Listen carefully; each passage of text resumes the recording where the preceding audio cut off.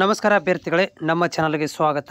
ಈಗಾಗಲೇ BEd online ಅರ್ಜಿಗಳನ್ನು ಸಲ್ಲಿಸಲಿಕ್ಕೆ ನಿಮಗೆ ಲಿಂಕನ್ನು ಕೊಟ್ಟಿರುವಂಥದ್ದು. ಎಲ್ಲರೂ ಕೂಡ ನೀವು ಅರ್ಜಿಗಳನ್ನು ಸಲ್ಲಿಸ್ತಾ ಇದ್ದೀರಿ ಅಂತ ಅಂದ್ಕೊಂಡಿದ್ದೀನಿ. ಇದರ ಮಧ್ಯದಲ್ಲಿ ನೀವು ಯಾರೆಲ್ಲ ಅಭ್ಯರ್ಥಿಗಳು ಅರ್ಜಿಗಳನ್ನು ಸಲ್ಲಿಸ್ತಾ ಇದ್ದೀರಿ, ನಿಮ್ಮಲ್ಲಿ ಸುಮಾರು ಡೌಟ್ಗಳಿರ್ತವೆ. ಆ ಒಂದು ಡೌಟ್ಗಳನ್ನು ಕ್ಲಿಯರ್ ಮಾಡಲಿಕ್ಕಂತೆ ಈ ವರ್ಷ ನಾನು ಏನು ಒಂಥರ ಪಣ ತೊಟ್ಟಂಗೆ ಆಗಿಬಿಟ್ಟಿದೆ. ಬಿಡುವಿನ ವೇಳೆಯಲ್ಲಿ ನೀವು ಹಾಕಿರುವಂಥ ಕಾಮೆಂಟ್ಗಳನ್ನು ಓದಿ ಅದಕ್ಕೆ ವಿಡಿಯೋ ಮುಖಾಂತರ ಉತ್ತರವನ್ನು ಕೊಡಲಿಕ್ಕೆ ಪ್ರಯತ್ನ ಮಾಡ್ತಾ ಇದ್ದೇನೆ. ಅಭ್ಯರ್ಥಿಗಳೇ, ಚಾನಲನ್ನು ಸಬ್ಸ್ಕ್ರೈಬ್ ಮಾಡಿಕೊಂಡು ನಿಮ್ಮಲ್ಲಿ ಏನಾದರೂ ಡೌಟ್ಗಳಿದ್ದರೆ ಧಾರಾಳವಾಗಿ ಕಾಮೆಂಟ್ಸ್ ಬಾಕ್ಸಲ್ಲಿ ನೀವು ಡೌಟ್ಗಳನ್ನು ಕೇಳಬಹುದು. ನಾನು ವಿಡಿಯೋ ಮುಖಾಂತರ ಬಿಡುವಿನ ವೇಳೆಯಲ್ಲಿ ವಿಡಿಯೋಗಳನ್ನು ಮಾಡಿ ನಿಮಗೆ ಶೇರ್ ಮಾಡ್ತೇನೆ. ಓಕೆ, ಸೊ ಈ ವಿಡಿಯೋದಲ್ಲಿ ನಾನು ಲೈವಲ್ಲಿ ಬಂದಾಗ ಮತ್ತು ಇನ್ನೊಂದು ನೆನಪು ಏನಪ್ಪ ಅಂತಂದರೆ, ಪ್ರತಿ ಸಂಜೆ 6:30 ನಂತರ ನಾನು ಲೈವಲ್ಲಿ ಕೂಡ ಬರ್ತೇನೆ. ಲೈವಲ್ಲಿ ಬಂದಾಗ ಕೂಡ ನೀವು ನಿಮಗೆ ಡೌಟ್ಗಳನ್ನು ಡೈರೆಕ್ಟಾಗಿ ಕೇಳ್ಬೋದು.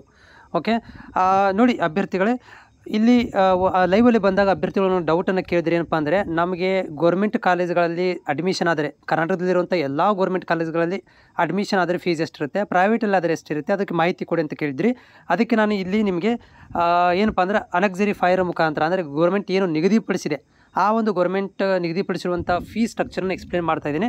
ಇಲ್ಲಿ ನೋಡ್ತಾ ಇದ್ದೀರಿ, ಗೋರ್ಮೆಂಟ್ ಕಾಲೇಜು ಅಥವಾ ಗೋರ್ಮೆಂಟ್ ಯೂನಿವರ್ಸಿಟಿಗಳಲ್ಲಿ ನೀವೇನಾದರೂ ಸೀಟ್ ಸಿಕ್ಕರೆ, ಓಕೆ, ಸೀಟ್ ಸಿಕ್ಕರೆ, ಗೋರ್ಮೆಂಟ್ ಸೀಟ್ ಸಿಕ್ಕರೆ ನಿಮಗೆ ಟ್ಯೂಷನ್ ಫೀಸ್ 3,000 ರೂಪಾಯಿ ಇರುತ್ತೆ. ಟೋಟಲ್ ಫೀಸೇ 3,000 ರೂಪಾಯಿ ಇರುತ್ತೆ. ಅಂದರೆ ಟೋಟಲಾಗಿ ಗೋರ್ಮೆಂಟ್ ಕಾಲೇಜ್ಗಳಲ್ಲಿ, ಅಂದರೆ ಡಯಟ್ಗಳಲ್ಲಿ, ಯೂನಿವರ್ಸಿಟಿಗಳಲ್ಲಿ ನಿಮಗೆ ಡೈರೆಕ್ಟಾಗಿ ಸೀಟ್ ಸಿಕ್ಕಿಬಿಟ್ರೆ, ಗೋರ್ಮೆಂಟ್ ಸೀಟ್ ಸಿಕ್ಕಿಬಿಟ್ರೆ ಜಸ್ಟ್ ನಿಮ್ಗೆ 3,000 ರೂಪೀಸ್ ಅಷ್ಟೇ ಇರುತ್ತೆ. ಬರೀ 3,000 ಮಾತ್ರ ನಿಮಗೆ 3,000 ಮಾತ್ರ ನಿಮಗೆ ಫೀಸ್ ಇರುತ್ತೆ ಪ್ರತಿ ವರ್ಷಕ್ಕೆ. Not a semester, yearly fees ಇದು, ಹೌದಾ. ಆಮೇಲೆ ಅದೇ ರೀತಿಯಾಗಿ ಆ್ಯಡೆಡ್ ಕಾಲೇಜ್ ಅಂದ್ರೇನು, ಸೇಮಿ ಗೋರ್ಮೆಂಟ್ ಇರುವಂಥ ಕಾಲೇಜ್ಗಳಲ್ಲಿ, ಆ್ಯಡೆಡ್ ಕಾಲೇಜುಗಳಲ್ಲಿ ಗೋರ್ಮೆಂಟ್ ಸೀಟ್ ಸಿಕ್ಕರೆ, ಹೌದಾ, ಸೇಮಿ ಗೋರ್ಮೆಂಟ್ ಸೀಟ್ ಸಿಕ್ಕರೆ ನಿಮಗೆ ಅಲ್ಲಿ 3,000 ಟ್ಯೂಷನ್ ಫೀಸು, 1,000 ರೂಪಾಯಿ ಡೊನೇಷನ್ ಅಂದರೆ ಡೆವಲಪ್ಮೆಂಟ್ ಫೀಸು, ಟೋಟಲ್ ನಿಮಗೆ 4,000 ರೂಪಾಯಿ ಇರುತ್ತೆ. ಗೋರ್ಮೆಂಟ್ ಸೀಟ್ ಸಿಕ್ಕರೆ ನಿಮಗೆ ನೋಡಿ, ಆ್ಯಡೆಡ್ ಕಾಲೇಜಲ್ಲಿ ಗೋರ್ಮೆಂಟ್ ಸೀಟ್ ಸಿಕ್ಕರೆ ನಿಮಗೆ ಜಸ್ಟ್ 4K 4,000 ಮಾತ್ರ ಪ್ರತಿ ವರ್ಷಕ್ಕೆ ಆ್ಯಡೆಡ್ ಕಾಲೇಜಲ್ಲಿ, ಹೌದಾ. ಆಮೇಲೆ ಅದೇ ಕಾಲೇಜಲ್ಲಿ ನಿಮ್ಗೆ ಏನಾದರೂ ಮ್ಯಾನೇಜ್ಮೆಂಟ್ ಸೀಟ್ ಸಿಕ್ಕರೆ, ಓಕೆ, ಮ್ಯಾನೇಜ್ಮೆಂಟ್ ಸೀಟ್ ಇರ್ತವೆ, ಇಲ್ಲಿ 8,000 + 5,000 ಟೋಟಲ್ ನಿಮ್ಗೆ 13,000 ರೂಪಾಯಿ ಇರುತ್ತೆ. ಅಂದರೆ ಆ್ಯಡೆಡ್ ಕಾಲೇಜಲ್ಲಿ ಮ್ಯಾನೇಜ್ಮೆಂಟ್ ಸೀಟ್ ನಿಮಗೆ ಏನಾದರೂ ಸಿಕ್ಕರೆ, ನೀವು ಆಯ್ಕೆ ಮಾಡಿಕೊಂಡ್ರೆ ನಿಮ್ಗೆ 13,000 ರೂಪಾಯಿ ಇರುತ್ತೆ.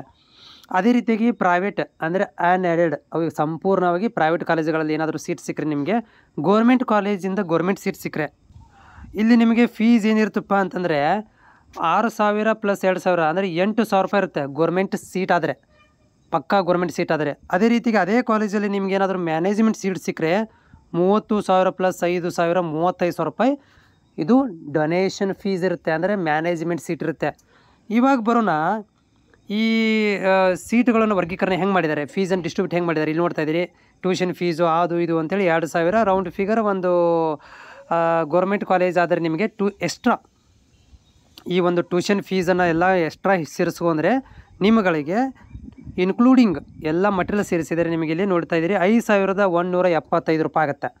ಅಂದರೆ ಬರೀ ಟ್ಯೂಷನ್ ಫೀಸು 3,000 ಪ್ಲಸ್ ಎಕ್ಸಸರೀಸ್ ಅಂತ ಸೇರಿಸ್ಕೊಂಡ್ರೆ 5,175. ಆ್ಯಡೆಡ್ ಕಾಲೇಜಲ್ಲಿ 6,175, ಪ್ರೈವೇಟ್ ಕಾಲೇಜುಗಳಲ್ಲಿ 10,175. ಇದು ಇನ್ಕ್ಲೂಡಿಂಗ್ ಆಕ್ಸೆಸರೀಸ್ಗಳನ್ನು ಸೇರಿಸಿ, ಅಂದರೆ ಎಕ್ಸ್ಟ್ರಾ ಚಾರ್ಜ್ಗಳನ್ನು ಸೇರಿಸಿ ನಿಮಗೆ ಇಲ್ಲಿ ಗೋರ್ಮೆಂಟ್ ಕಾಲೇಜುಗಳಲ್ಲಿ 5,000, ಪ್ರೈವೇಟ್ ಕಾಲೇಜಲ್ಲಿ 6,000, ಆಮೇಲೆ ಇದು ಆ್ಯಡೆಡ್ ಕಾಲೇಜಲ್ಲಿ 6,000 ಮತ್ತು ಅನ್ಎಡೆಡ್ ಕಾಲೇಜುಗಳಲ್ಲಿ 10,000 ರೂಪಾಯಿ ಫೀಸನ್ನು ಪೇ ಮಾಡಬೇಕಾಗತ್ತೆ.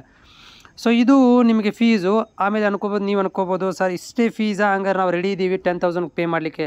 ನೋ, ಒಂದಷ್ಟು ಪ್ರೈವೇಟ್ ಕಾಲೇಜುಗಳು ಆ್ಯಡೆಡ್ ಕಾಲೇಜುಗಳಲ್ಲಿ ಏನು ಮಾಡ್ತಾರಪ್ಪ ಅಂತಂದರೆ, ಈ ಗೋರ್ಮೆಂಟ್ನವ್ರು ನಿಗದಿಪಡಿಸಿರುವಂಥ ಫೀಸಿಗಿಂತ ಹೆಚ್ಚಿಗೆ 5,000 10ವರೆಗೆ 10,000ವರೆಗೆ ನಿಮಗೆ ಎಕ್ಸ್ಟ್ರಾ ಡೊನೇಷನ್ ತೊಗೊತಾರೆ ಪ್ರೈವೇಟ್ ಕಾಲೇಜುಗಳಲ್ಲಿ.